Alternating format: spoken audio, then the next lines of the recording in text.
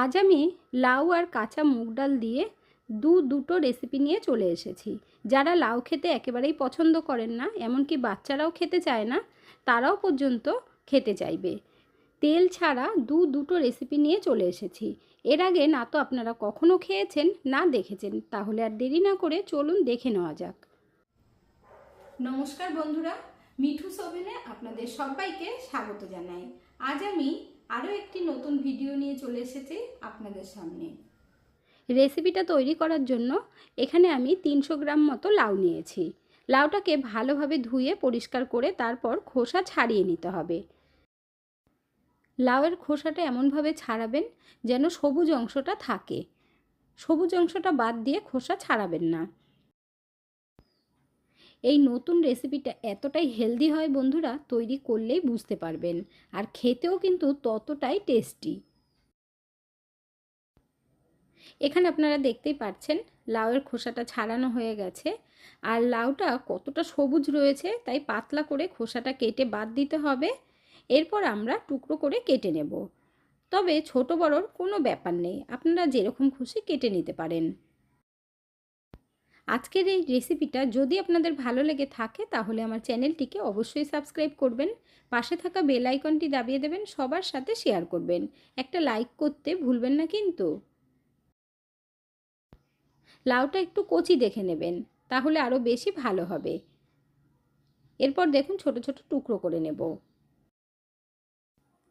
যারা লাউ খেতে একেবারেই পছন্দ করেন না, বা বাচ্চারাও দেখবেন লাউ খেতেই চায় না, তবে এইভাবে তৈরি করে দেখবেন, সকালের জলখাবারে বা টিফিনেও দিতে পারবেন, কিংবা রাত্রেবেলা ডিনারেও দিতে পারবেন। পুরো লাউটাই আমাদের কাটা হয়ে গেছে দেখুন। এরপর লাউটাকে সাইড করে রেখে দেব।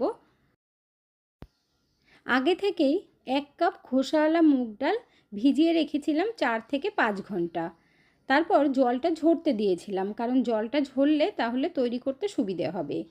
আর দেখুন ডাল কিন্তু খুব ভালোভাবে ভিজেছে। আপনারা যদি সকালে জলখাবারে তৈরি করতে চান তাহলে রাত্রেবেলায় ডালটা ভিজিয়ে রাখবেন। এরপর লাউ পেস্ট করে নিতে হবে। তার জন্য মিক্সির বড় জার নিয়েছি, জারের মধ্যে পুরো লাউটাই একবারে দিয়ে দেব। লাউ যেহেতু আমরা পেস্ট করব, তাই এক সমান করে কাটার কোনোই দরকার নেই, যেমন খুশি তেমন কেটে নিতে পারেন।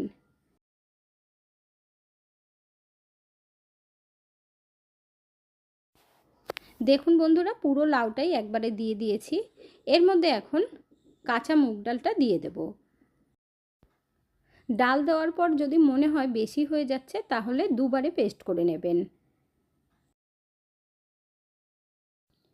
পেস্ট করার সময় কিন্তু জল দেওয়ার দরকার পড়বে না, কারণ লাউ এমনিতেই জলসা ভাব হয়, সেই কারণে। আর যদি ফ্রিজে রাখা থাকে 3-4 দিন, সেই লাউটা দিয়ে করতে গেলে অল্প একটু জল দিতে হবে, না হলে লাউটা কিন্তু ড্রাই হয়ে যায়। এরপর দিয়ে দেব 2টো কাঁচা লঙ্কা। যদি আপনারা ঝালটা কম খান তাহলে একটা দেবেন বা স্কিপ করতে পারেন। আর 1/2 ইঞ্চি মতো আদা দিয়ে দিলাম। এরপর ভালোভাবে আমরা পেস্ট করে নেব। এখানে দেখুন বন্ধুরা, পেস্ট করা হয়ে গেছে, একটু আপনাদেরকে দেখিয়ে দিচ্ছি। একদম স্মুথ পেস্ট করে নিয়েছি।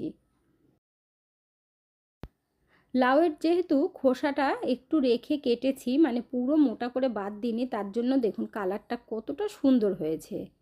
এখন একটা বোলের মধ্যে আমরা ঢেলে নেব। জল ছাড়াই পেস্ট করাতে দেখুন কতটা নরম হয়েছে।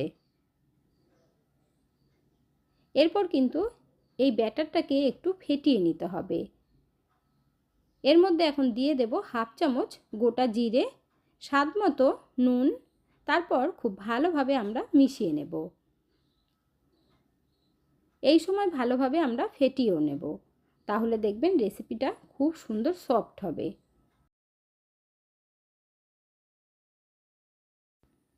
এখানে দেখুন কত সুন্দর হয়েছে ডালের পেস্ট। এবার এর থেকে কিছুটা আলাদা করে রাখবো, যেহেতু দুটো রেসিপি তৈরি করব, তাই 4 থেকে 5 চামচ তুলে রাখবো। দুটো রেসিপি এতটাই মজাদার হয় বন্ধুরা, একবার তৈরি করলে দেখবেন সপ্তাহে 2-3 দিন বানাতে ইচ্ছে করবে। এখন এর মধ্যে দিয়ে দেব ইনো। যদি আপনারা ইনো ফুড সল্ট না দিতে চান তাহলে কিন্তু বেকিং সোডা দিতে পারেন। তারপর খুব ভালোভাবে আমরা মিশিয়ে নেব। ইনো দেওয়ার কারণে ব্যাটারটা কিন্তু খুব ফোলা ফোলা হবে আর রেসিপিটাও ভীষণ সফট হবে। খুব ভালোভাবে মিশিয়ে নিয়েছি। এখন আমরা চলে যাব গ্যাসের কাছে। ব্যাটারটা কিন্তু একদম পারফেক্ট, এর মধ্যে আলাদা করে জল দেওয়ার দরকার নেই। এরপর ফ্রাই প্যান বসিয়ে দিয়ে তার মধ্যে 1 চামচ পরিমাণে সাদা তেল দিয়ে দিতে হবে আর ব্রাশ দিয়ে পুরো ফ্রাই প্যানের মধ্যে ভালোভাবে লাগিয়ে নেব। একদম কম তেলেই তৈরি করে নিতে পারবেন। আর যদি তেল ছাড়া খেতে চান সেটাও কিন্তু আপনাদের দেখিয়ে দেব। ব্যাটার দেওয়ার আগে কিন্তু ভালোভাবে একবার নাড়িয়ে নিতে হবে আর গ্যাসের ফ্লেমটাকে একদম লো আঁচে রাখবেন। 1 থেকে 1.5 হাতা করে দিতে হবে। যেহেতু ব্যাটারটা একটু নরম আছে তার জন্য কিন্তু দেওয়ার সাথে সাথে একটু ছড়িয়েও যাবে। একসাথে 3-4টে করেও তৈরি করতে পারবেন। আর যদি একটু লেগেও যায় একটার সাথে একটা, তাতেও কিন্তু কোনো অসুবিধা হবে না। এরপর ওপর থেকে দিয়ে দেব টমেটো। ছোট ছোট টুকরো করে কেটে নিয়েছি। টমেটোটা দিলে খেতে কিন্তু খুব ভালো লাগবে। এর মধ্যে আলাদা করে কোনো মশলা দেওয়ার দরকার নেই। একদম সিম্পলভাবে তৈরি করবেন, ভীষণ টেস্টি হবে। এবার দিয়ে দিচ্ছি ক্যাপসিকাম। টমেটোর মতোই কিন্তু একদম ছোট ছোট টুকরো করে দেবেন। ক্যাপসিকামটা দেওয়ার পর ওপর থেকে একটু ধনেপাতা দিয়ে দেব। যদি আপনারা ধনেপাতা না দিতে চান তাহলে স্কিপ করতে পারেন। এখন আমরা 2 মিনিট মতো ঢেকে দেব গ্যাসের ফ্লেমটাকে কমিয়ে রেখে। 2 মিনিট হয়ে গেছে, এখন ঢাকনা তুলে নিচ্ছি। দেখুন ওপর থেকে কত সুন্দর ড্রাই হয়ে গেছে। এগুলো কিন্তু আর উল্টে দেওয়ার দরকার পড়ে না। কত সুন্দর হয়েছে দেখুন। যেহেতু ওপর থেকে ক্যাপসিকাম আর টমেটো দেওয়া হয়েছে, কালারটা কিন্তু দারুণ লাগছে। এইভাবে তৈরি করে দিলে বাচ্চারা ভীষণ ভালো খাবে। কালারফুল হয়েছে যেহেতু দেখতে। আর দেখুন সবকটা নামিয়ে নিচ্ছি আর একইভাবে বাকিগুলো তৈরি করে নেব। এরপর সার্ভ করে নিয়েছি টমেটো সসের সাথে। এখানে 1 পিস আপনাদের দেখিয়ে দিচ্ছি কতটা সফট হয়েছে। 2 পিস খেলেই দেখবেন পেট ভরে যাবে। এখানে আমি টমেটো সসের সাথে সার্ভ করেছি। আপনারা চাইলে ধনেপাতা চাটনিও তৈরি করে নিতে পারেন। আর এই পিসটার মধ্যে দেখুন আমি ওপর থেকে একটু গোলমরিচের গুঁড়ো দিয়েছিলাম। আপনারা চাইলে গোলমরিচের গুঁড়ো দিতে পারেন, তাহলে খেতে আরও বেশি ভালো লাগবে। এরপর আমরা দ্বিতীয় রেসিপিটা তৈরি করব। তার জন্য এই ব্যাটারের মধ্যে দিয়ে দেব বাইন্ডিংয়ের জন্য 2 চামচ বেসন। খুব বেশি আবার বেসন দেবেন না, তাহলে কিন্তু বেসনের ফ্লেভার আসবে, খেতে ভালো লাগবে না। এর মধ্যে এখন সামান্য পরিমাণে একটু নুন দেব, যেহেতু বেসন দিচ্ছি সেই কারণে। আর অল্প করে একটু হলুদ দিতে হবে। তারপর ভালোভাবে হ্যান্ড উইক্স দিয়ে মিশিয়ে নেব। এতে করে ফেটানো হয়ে যাবে আর মেশানোও হয়ে যাবে। এই ব্যাটারের মধ্যে না তো ইনো ফ্রুট সল্ট দেব, না বেকিং সোডা দেব, এমনিই তৈরি করব। ব্যাটার আমাদের একদম রেডি করা হয়ে গেছে।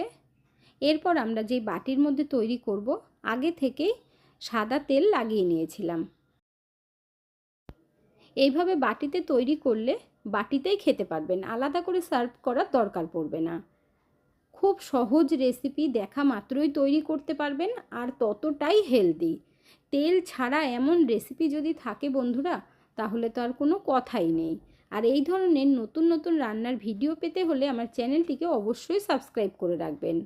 আর বন্ধুরা আপনারা কে কোথা থেকে ভিডিওটি দেখছেন অবশ্যই কমেন্ট করে জানাবেন, তাহলে আমিও বুঝতে পারবো আমার বন্ধুরা কোথা থেকে দেখছেন। নতুন এবং পুরনো বন্ধুদেরকে জানাই অসংখ্য ধন্যবাদ। আর আপনাদের কমেন্টগুলো পড়তে আমার এত ভালো লাগে, আপনারা এত সুন্দর সুন্দর কমেন্ট করেন।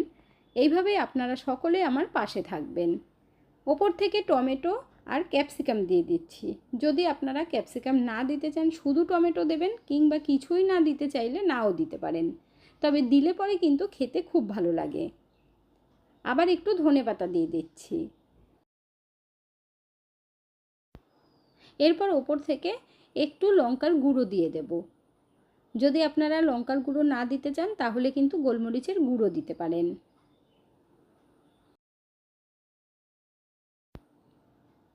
একদম রেডি হয়ে গেছে। এখন আমরা স্টিম করে নেব। চলে যাব গ্যাসের কাছে। কড়াইয়ের মধ্যে আগে থেকে 1.5 গ্লাস পরিমাণে জল দিয়ে ফুটিয়ে নিয়েছি আর একটা স্ট্যান্ড বসিয়েছি। তার উপরে একটা প্লেট বসিয়ে দিলাম।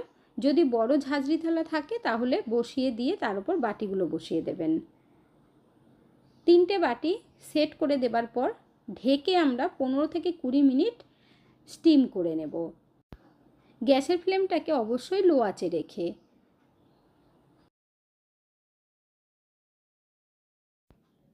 15 মিনিট হয়ে গেছে, এখন ঢাকনাটা তুলে নিচ্ছি আর আপনাদেরকে দেখিয়ে দেব কতটা সুন্দর হয়েছে।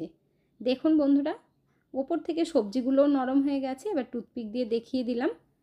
দেখুন, টুথপিকের মধ্যে একটুও লেগে নেই, আর যদি লেগে থাকে তাহলে 5 থেকে 7 মিনিট আরও স্টিম করে নেবেন। বাটিগুলো হালকা একটু ঠান্ডা হবার পর সার্ভ করতে পারবেন, আর বাটির থেকে তোলার দরকারও পড়বে না, ডাইরেক্ট বাটির থেকেই খেতে পারবেন। এখন একটু কেটে আপনাদেরকে দেখিয়ে দিচ্ছি। আর কত সুন্দর হয়েছে খেতে, আপনারা তৈরি না করলে সেটা বুঝতেই পারবেন না। এই রকম এক বাটি খেয়ে নেবেন, দেখবেন পেটটা সারা দিনের জন্য ভরে যাবে। তাহলে আর দেরি না করে ঝটপট বানিয়ে ফেলুন।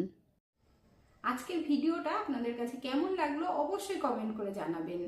এতক্ষণ ধৈর্য ধরে ভিডিওটি দেখার জন্য অসংখ্য ধন্যবাদ।